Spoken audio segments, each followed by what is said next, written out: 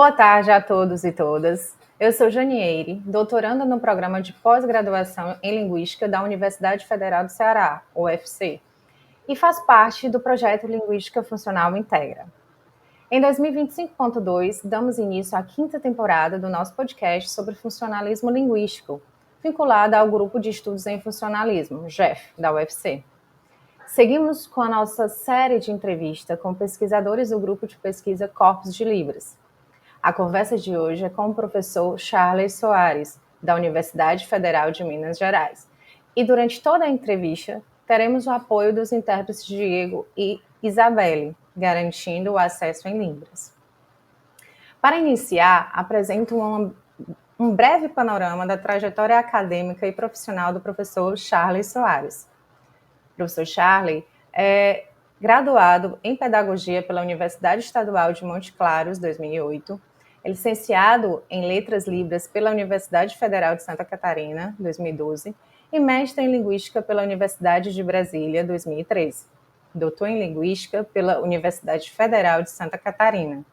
Desde 2013, era professor adjunto do Departamento de Letras e Artes da Universidade Federal de Viçosa, onde leciona as disciplinas de Libras voltadas aos cursos de licenciaturas, presencial e à distância.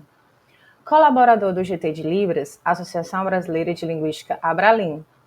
Atualmente, em 2023, é professor adjunto da Faculdade de Letras da Universidade Federal de Minas Gerais, UFMG, onde leciona as disciplinas na área de Linguística Teórica e Descritiva de Línguas de Sinais. Possui experiência e interesse por pesquisa na Libras que envolvam a lexicografia, semântica e pragmática, linguística textual, multimodalidade e estudos culturais e linguísticos dos surdos e atuando nas seguintes linhas de pesquisas: descrição e análise nas línguas de sinais e coesão e coerência das línguas de sinais, linguística textual sinalizada. Boa tarde, professor. Seja bem-vindo. Desde já agradeço pela sua participação e disponibilidade. Bom, o tema de hoje é coesão e coerência em Libras. Professor, na perspectiva funcionalista, a língua é moldada pelo uso. Como você enxerga os recursos gramaticais e lexicais de coesão na Libras em contextos reais de interação?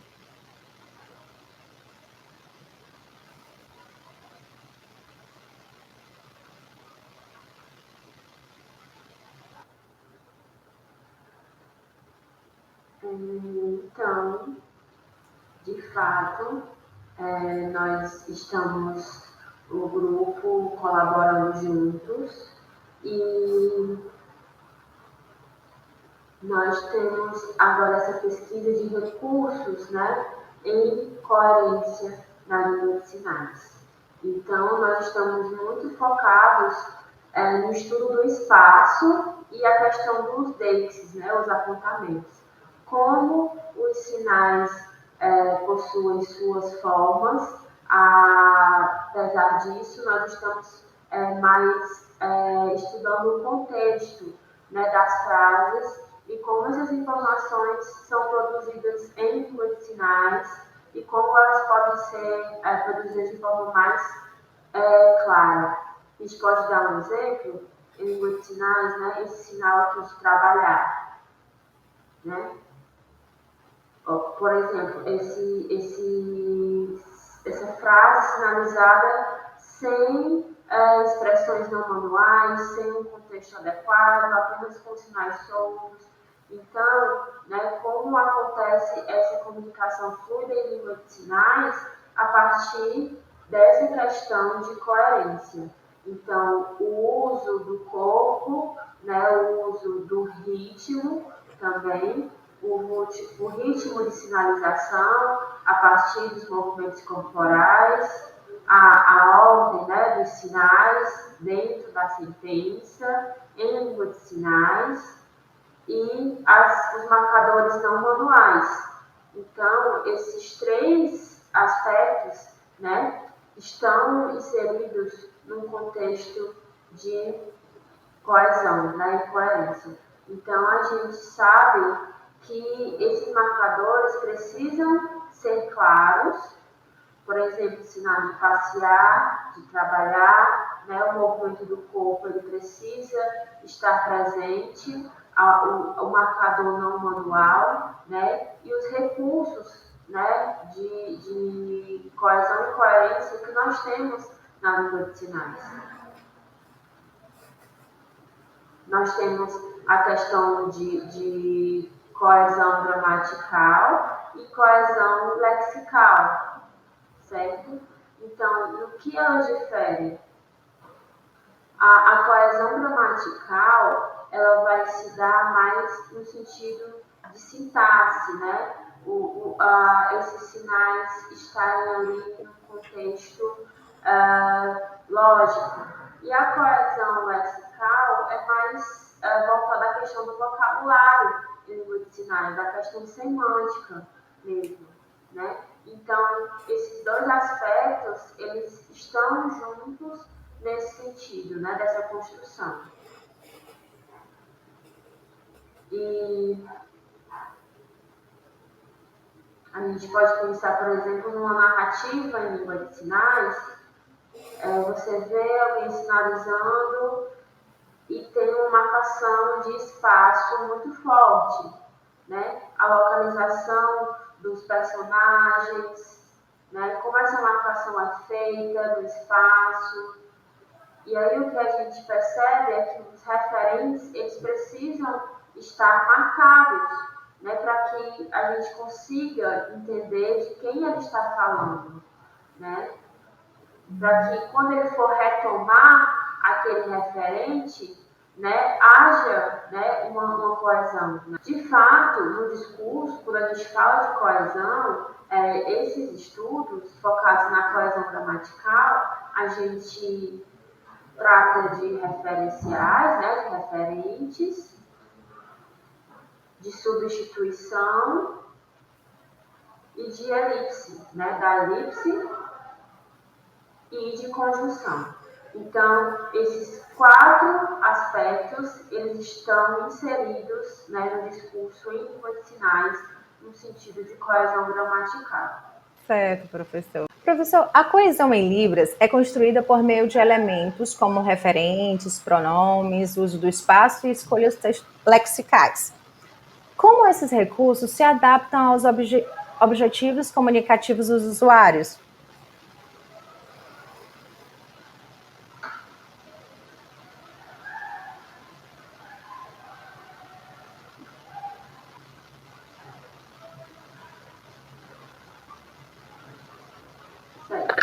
Então, respondendo à questão, esses elementos citados, eles são moldáveis. Então, isso quer dizer que eles são flexíveis, né? Que eles se adaptam às necessidades de comunicação, principalmente nesse contexto, né, de comunicação natural. Então, eles não seguem normas, né, como a gente pensa numa gramática prescritiva, não. De fato, é importante a gente pensar nesses elementos como suportes que vão auxiliar no processo de comunicação, né? Então, quando as pessoas produzem uma fala, né, ou algo relacionado a uma ação, como a gente pode pensar numa produção em línguas de sinais, que há escolhas lexicais específicas. Então, como a gente pode também pensar numa questão, né, dialógica, que eu preciso me adaptar ao meu receptor, né, quem vai receber a mensagem. Então, como a gente já tinha falado, a questão do espaço, a questão dos marcadores não manuais, a ordem, né, dos léxicos, né, que são organizados na sentença. Então, não são normas prescritivas, né, mas são arcabouços que vão nos auxiliar nessa comunicação. Então, a gente pode ter o objetivo de informar, o objetivo, né, de convencer, ou de narrar algo. Então, qual é o objetivo da minha fala, do meu discurso? E, então, esses itens, eles vão, né, se adaptando, se moldando ao objetivo da comunicação. Professor, como a coesão gramatical e lexical em Libras varia conforme o gênero do discurso? Por exemplo, contar uma história, dar uma instrução ou apresentar um argumento. Existem estratégias coesivas diferentes?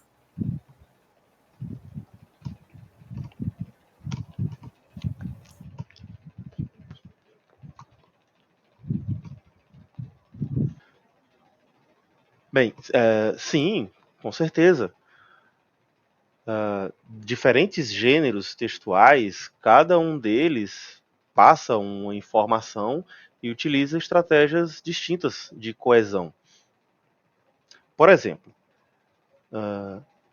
se eu estou querendo passar uma receita e eu vou fazer isso em Libras, existem estratégias específicas para que eu possa seguir uma ordem, uma sequência de eventos na quais eu conto nesse discurso e eu utilizo recursos específicos. Texto acadêmico, a mesma coisa. Quando eu uso a Libras, né, existem recursos, inclusive extralinguísticos, como o fundo de parede, a roupa que o sinalizante utiliza, que se diferencia de um texto mais informal, né, já que nós estamos falando de um texto mais formal, que é o contexto acadêmico. Então, o discurso ele muda completamente. Então, alguns sinais, por exemplo, este sinal aqui é o sinal de compreender, entender. Num contexto informal, ele é feito assim, com essa localização próxima do queixo.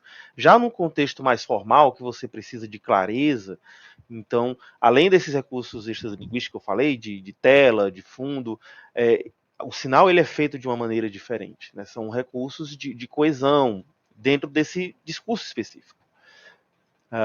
Em contação de histórias, né? uma narrativa que seja. Você utiliza muito o uso do espaço para marcação de referentes. Então, a coerência também é muito importante nesse contexto. Você marca os referentes, né, os pronominais, dentro do seu espaço de sinalização. E você precisa seguir uma ordem lógica também para que você possa marcar passado, presente e futuro. O uso das expressões faciais também é muito importante para você marcar numa narrativa quem é o personagem que está com a fala. Em outro exemplo que eu poderia dar seria quando em um gênero que você passa alguma instrução, seja ela um manual, um passo a passo, algo desse tipo. Você tem, por exemplo, recursos como eu não sei se vocês conhecem, né? Existe um programa chamado Elan, é um programa utilizado nas pesquisas em línguas de sinais para se fazer transcrição de sinais. E é um programa difícil de você compreender, ele é um pouco complexo de você aprender a utilizá-lo.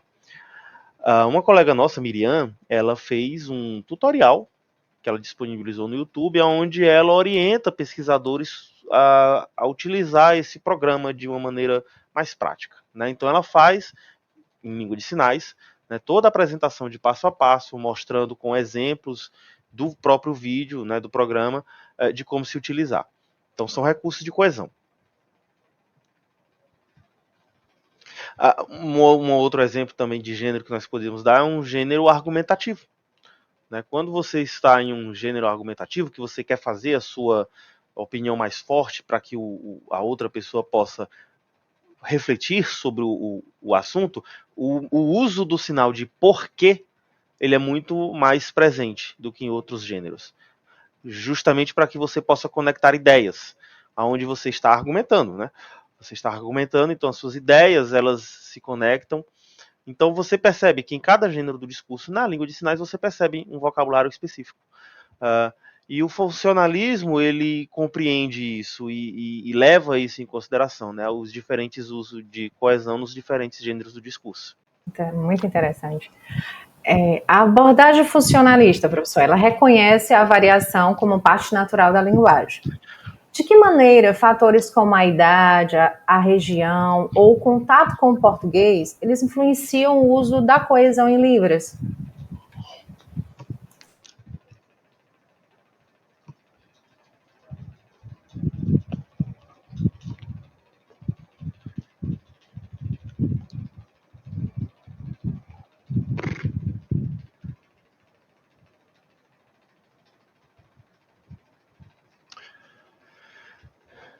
A coesão ela vai ser influenciada por diversos fatores, né? E fatores individuais, que o surdo, por exemplo, a idade, ela é um fator que influencia a região, tem forte influência, o grupo de contato que a pessoa faz parte, por exemplo, tem surdos que são oralizados, são surdos que são bilíngues, eles têm contato com a língua portuguesa e também convivem com a língua de sinais.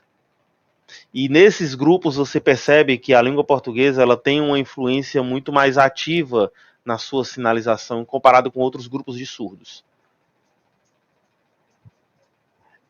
Você percebe muito. Não estou dizendo que essas pessoas elas utilizam português sinalizado, uma interlíngua, não é isso. Mas você percebe na sua sinalização claramente que o português seria a sua L1 e a Libras a sua L2. Isto é uma influência do grupo em que elas pertencem. Né? Já aqueles surdos que se identificam como surdos já há muitos anos, convivem mais intensamente, unicamente com a comunidade surda, as suas marcações visuais e as suas expressões não manuais, elas são muito mais presentes no discurso.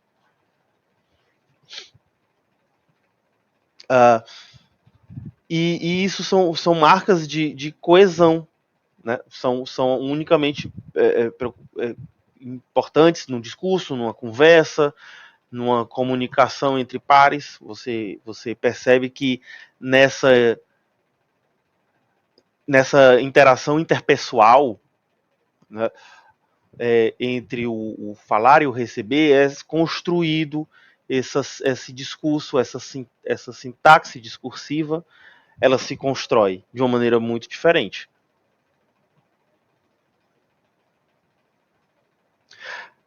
Essas variações lexicais, inclusive, que nós encontramos nesses diferentes grupos, elas não significam que são erros de um grupo ou outro, mas na verdade elas mostram a riqueza da língua de sinais, né? Como que a língua de sinais ela pode se adaptar a diferentes públicos, e qual público que a pessoa está inserida vai influenciar o conjunto lexical que a pessoa vai fazer uso. Então, um cientista ele pode se debruçar sobre um grupo determinado e investigar quais são as variações lexicais, gramaticais que aquele grupo utiliza. A mesma colega que eu citei anteriormente, Miriam, ela está fazendo uma pesquisa onde ela investiga essas variações gramaticais. O corpus que ela está utilizando da UFSC, a UFSC montou um corpus muito grande para auxiliar pesquisadores, então ela tem investigado as variações lexicais que existem, gramaticais, de grupos entre crianças, jovens e adultos. Recentemente,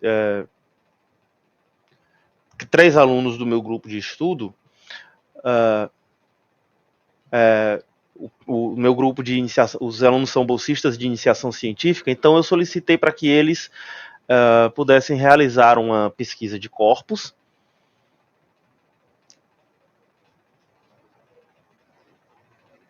E eu pedi para que eles fizessem uma pesquisa de corpus do sinal mas, né? São 3 variações do sinal de mas, né? Você tem esse aqui, esse e esse outro. São 3 variações, né, que nós nomeamos como mas. Né? E as teorias que nós temos acesso, elas já dizem o seguinte, que o sinal de mas, ela é uma conjunção adversativa. Ela está dentro dessa classe gramatical. E você tem 3 possibilidades. Ela pode servir como uma oposição,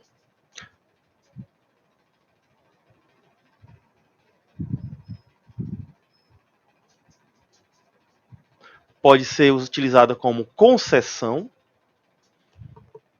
né? Quando você barra uma ideia para dar continuidade depois, ou ela pode ser uma correção. São as 3 possibilidades de uso, né? Correção quando você quer retificar algo que foi dito, digamos assim. E na pesquisa que então eu pedi a esses meus alunos de iniciação científica, eles fizessem uma pesquisa nas variações do uso do sinal MAS. A gente ainda vai publicar esse artigo, e o que a gente já encontrou alguns resultados é que a coesão do uso do sinal MAS, né, existe uma variação muito grande de coesão no uso do sinal MAS.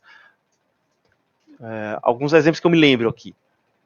O Rimar é um pesquisador surdo, bastante conhecido na comunidade acadêmica dos professores surdos. Ele trabalha em São Paulo, ele tem a sua sinalização e ele utiliza o sinal, né, durante em um determinado trecho, ele utiliza as 3 variações do sinal MAS.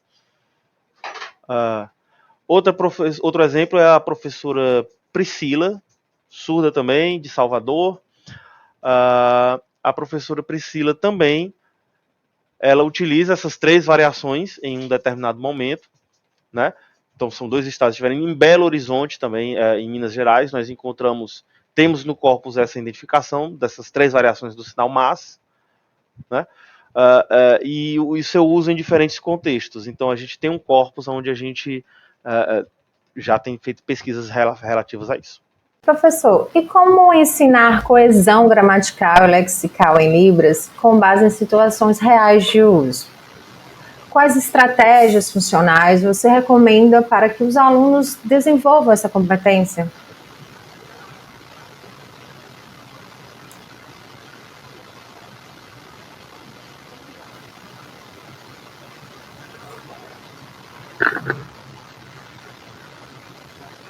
Bom, na minha tese de doutorado, que já defendi, nós temos uma descrição desses recursos de coesão gramatical e coesão lexical. Então, nós temos materiais que já estão publicados. Na verdade, nós já temos essa descrição de uso real e nós precisamos agora produzir materiais didáticos, né, para o ensino de Libras em segunda língua, para pessoas ouvintes.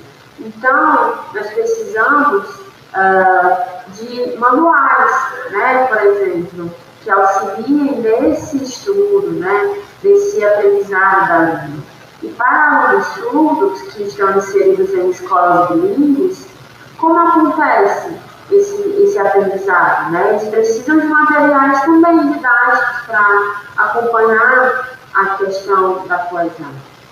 Porque nessas escolas, eles têm acesso aos materiais didáticos, da gramática, do português, até do inglês, mas na língua de sinais não tem, né? Então, na minha tese, eu chamo atenção para essa questão, né, que nós precisamos analisar, descrever, e isso foi feito no meu trabalho, né? O corpus foi coletado, exemplos já estão registrados, né, de elementos de coesão.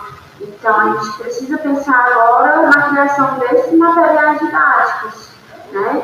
Então, a gente precisa pensar também nas práticas, né, de gêneros textuais em usos reais, de fato. A gente pode pensar em contação de histórias, em tutoriais, né, de repente passar para os alunos gravarem tutoriais em língua de sinais.